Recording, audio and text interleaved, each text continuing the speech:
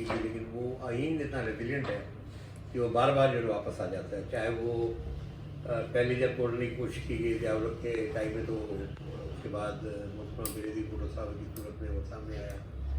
پھر جب جنرل مشرف نے 17ویں ترمیم کے ذریعے جو LFO 17ویں ترمیم کے ذریعے ختم کرنے کی کوشش کی، تو وہ 18ویں ترمیم کے ذریعے پھر واپس آیا. اور اب پھر جو ہے یہ غالباً چوتھی دفعہ اس کو توڑنے کی کوشش کی جا رہی ہے. لیکن میں کم از کم اپنا اس تک ضرور کامل یقین رکھتا ہوں کہ یہ جو بھی ایکسرسائز ہے یہ وقتی ہے. کسی نہ کسی وقت جو ہے نا یہ آ کے دوبارہ یہ سارا کا سارا جو نظام کے اندر جو پیوند کاری کرنے کی کوشش کی جا رہی ہے، میں نہیں سمجھتا کہ کامیاب ہو سکتی ہے. بیکاز آرٹیفیشیل چیزیں جو ہوتی ہیں وہ زیادہ دیر چل نہیں سکتی. لیکن ساتھ ہی ساتھ میں جو محسوس کر رہا ہوں وہ ایک بہت بڑا سیریس قسم کا جو ایک پولیٹیکل لیڈرشپ کا ویکیوم ہے میری نظر میں. اور یہ چیز ہم محترمہ بینظیر صاحبہ کی شہادت کے بعد تواتر سے ہم دونوں کم از کم بولتے رہے ہم لوگ کہ جی ہم ایک سیریس پولیٹیکل ویکیوم کی طرف ہم جا رہے ہیں. اور میں سمجھتا ہوں کہ یہ سارا عمل اگر آپ دیکھیں تو محترمہ کی شہادت کے بعد مطلب اگر آپ لیڈرشپ کے لیول پہ دیکھیں تو ایسا ہی محسوس ہوتا ہے پرابلی میاں نواز شریف صاحب جو ہے نا اس پیرامیٹر میں آتے تھے جہاں وہ کہہ سکتے تھے کہ GDP کے بعد وہ شاید لیڈرشپ ہمیں پرووائڈ کریں گے.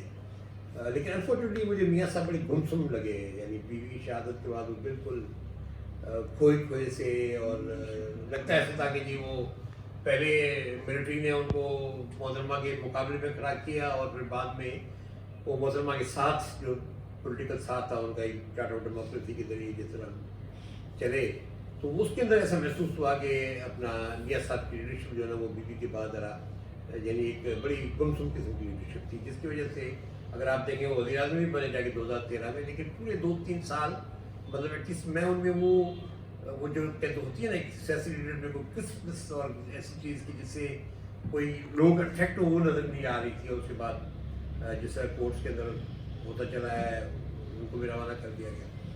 تو میں اور ساتھ ہی ساتھ جو بہت بڑا جو میں سمجھتا ہوں جو بحران پیدا ہوا ہے وہ پاکستان پیپلز پارٹی کی جو ہے نا سیریس قسم کی جو ہے نا میں ابھی ڈیمائز تو نہیں کہوں گا، شاید ڈیمائز کا لفظ بہت ایگزیجریٹڈ ہوگا، لیکن ایک بہت بڑا ایک خال آیا ہے پاکستان پیپلز پارٹی کے اپنے اندر کہ جہاں ذوالفقار علی بھٹو اور پھر محترمہ بیگم نصرت بھٹو صاحبہ اور پھر محترمہ بینظیر بھٹو صاحبہ اور آج پھر زدائی صاحب، ایک بہت بڑا تغیر ہے اس ساری جو ہے نا عمل کے اندر، جہاں پہ پاکستان پیپلز پارٹی بذات خود میری نظر میں اگر آپ دیکھیں تو پری پارٹیشن پاکستان مسلم لیگ ایک بڑی جماعت پیدا ہوئی اس خطے کے اندر، سب کانٹیننٹ کے اندر، یا جو ہم انڈس ویلی کہتے ہیں جس کو، اس کے اندر جو ہے نا 2 جماعتیں پیدا ہوئی. ایک PML پاکستان مسلم لیگ پارٹیشن سے پہلے اور پاکستان پیپلز پارٹی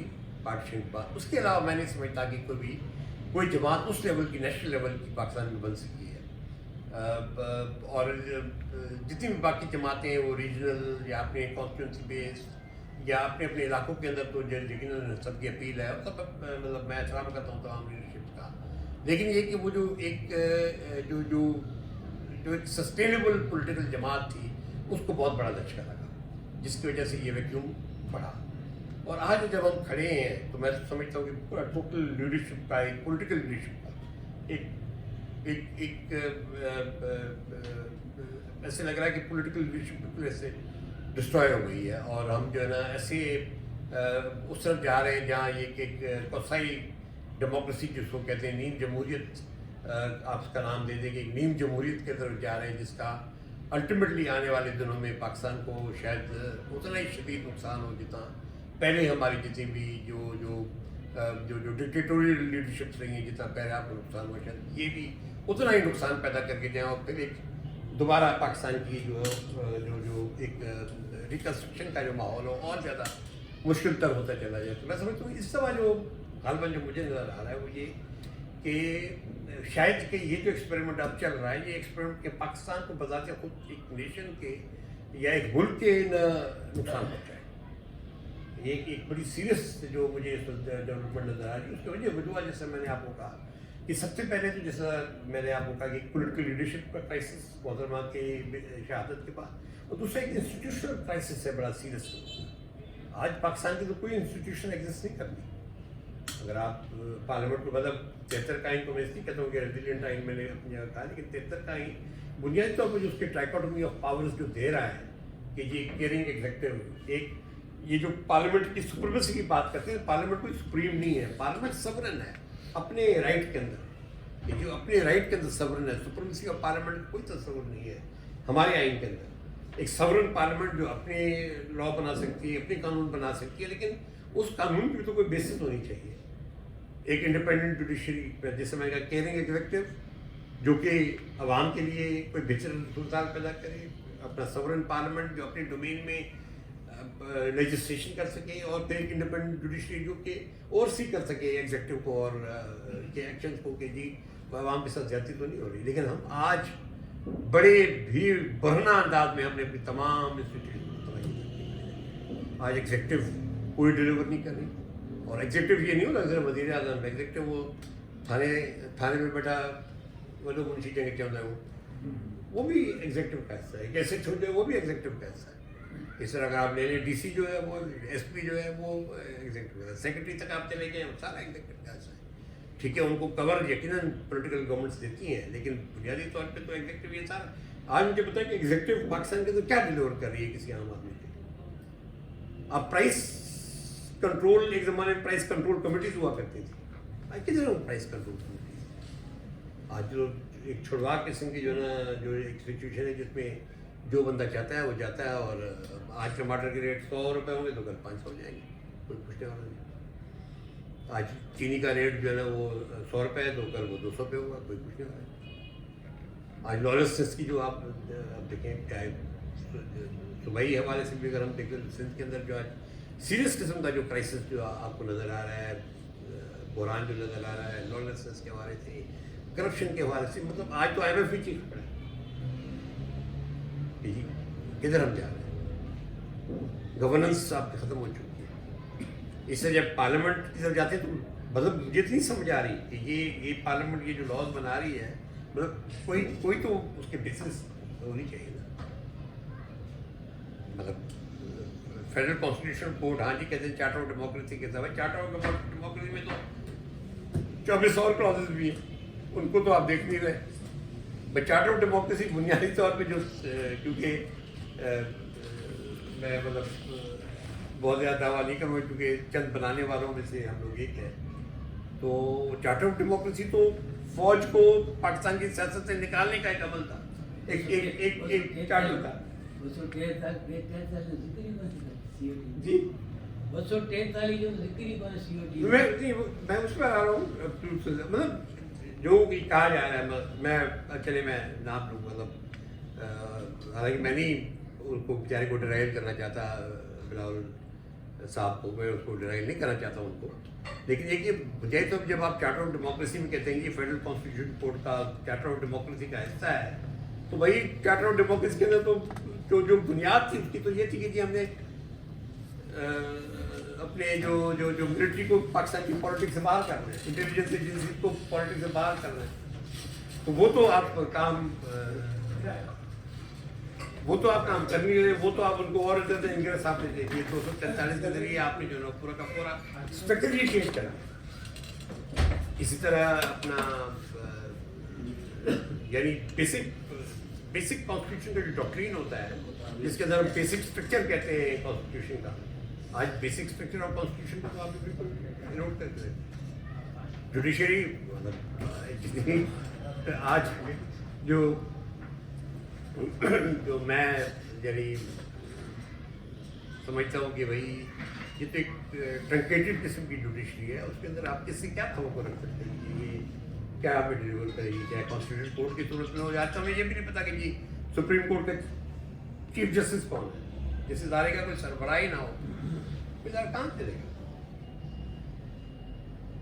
تو یہ جو تمام عمل ہے جہاں پہ انسٹیٹیوشن کرائسس، اور یہ انسٹیٹیوشن کرائسس بڑھ رہا ہے. ایک لیڈرشپ کا کرائسس ایک طرف، انسٹیٹیوشنل کرائسس دوسری طرف، اور پھر عوام کے مسائل، خاص طور پہ معاشی مسائل، وہ حل نہیں ہو پا رہے. آج 8,300 ٹریلین 8,300 ارب روپے آپ صرف اپنی ڈیٹ سروسنگ میں دے رہے ہیں. یعنی سود کہ مد میں جو آپ کی 11,300 کا جو فیڈرل گورنمنٹ کا جو ارننگ ہے اس میں 8,300 ارب روپے جو نا صرف سود میں تھے.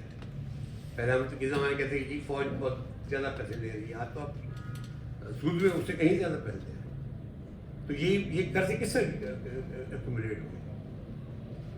آج آپ کا ڈومیسٹک ڈیٹ, آج آپ کا کرنٹ اکاؤنٹ ڈیفیسٹ یعنی آسمان کو چھو رہا ہے. آپ کے ریزرو جو ہے 14 ارب ڈالر, وہ تو بھائی فوراً منی ہے, کوئی یا سعودی عرب پہ آپ کو دیا پیسہ ہے, یا چین کا دیا ہے, یا آپ کا یو اے کا دیا ہوا ہے, یا آپ کا قطر کا دیا ہوا ہے. تو آپ کے تو اپنے ریزرو ہی کوئی نہیں. تو یہ ساری مسائل آگے چلتی ہے, اور یہ بحران بڑھ رہا ہے, یہ بحران بڑھ رہا ہے. اور پھر اگر آپ صوبوں کی طرف آئیں تو صوبے تو اور زیادہ تباہی و بربادی کے شکار ہے. وہاں تو کوئی چیز جو ہے درست نہیں ہے. کوئی بھی صوبہ لے لیں آپ, میں نہیں کہہ رہا کہ صرف میں سب کی بات کروں, پنجاب میں چلے جائیں, لوکل گورنمنٹ کا نظام آپ لا رہے کہتے ہیں نان پارٹی الیکشن کرائیں گے.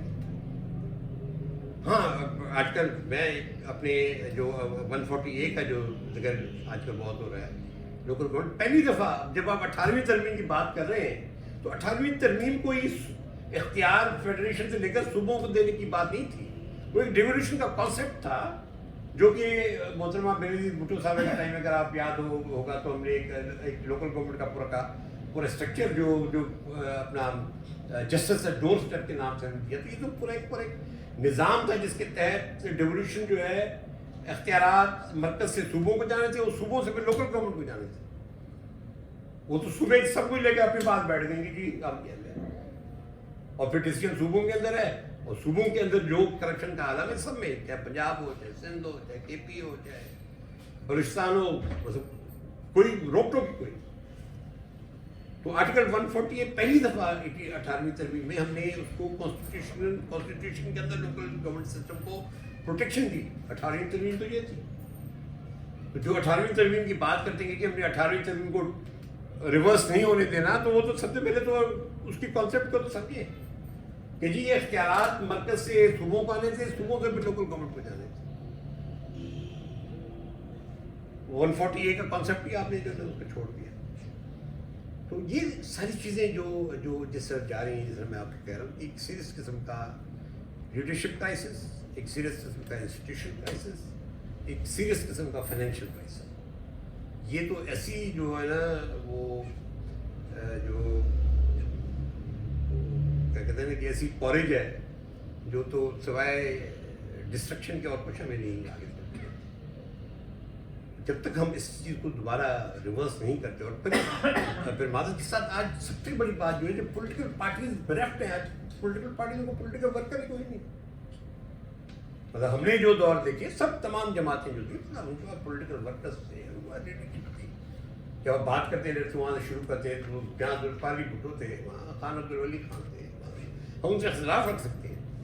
مولانا مودودی صاحب تھے, وہاں شاہ احمد نورانی تھے, وہاں پہ پروفیسر غفور تھے, پھر آگے آپ چلیں تو محترمہ بینظیر بھٹو صاحب تھی. مطلب ایک لیڈرشپ کی ایک لیول تھی ہر طرف, ہر پولیٹیکل پارٹی, اور پھر ورکر تھے.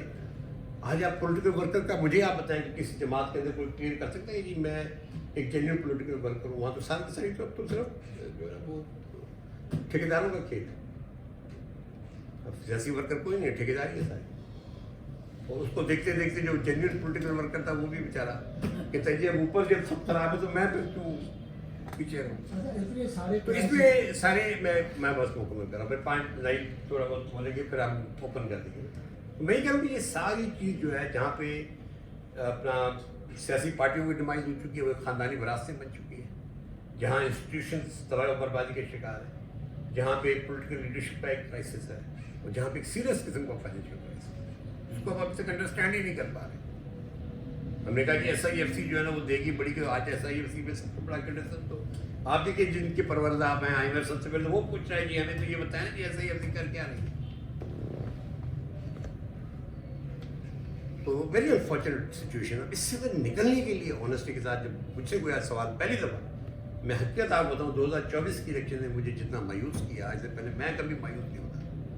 میں اپنے آپ کو بڑا ایک آپٹیمسٹ سیاسی ورکر سمجھتا ہوں. میں کوئی لیڈری کے لیول میں شاید ہم لوگ اتنا اپنے آپ کو نہیں سمجھتے. لیکن میں ضرور ایک اپنے آپ کو آپٹیمسٹ پولیٹیکل ورکر سمجھ رہا تھا. لیکن 2024 کے الیکشن میں جس انداز میں ریگنگ کے ذریعے جو ہے یہ ساری پارلیمنٹ قائم کی گئی, اس سے کہہ رہے ہیں کہ جی آپ یعنی 17 لوگوں کی جماعت آج 2/3 اکثریت لے کر جو ہے آئین کی ترمیم کر رہی ہے.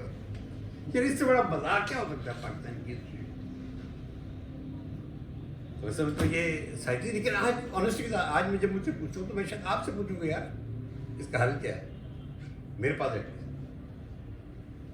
Thank you.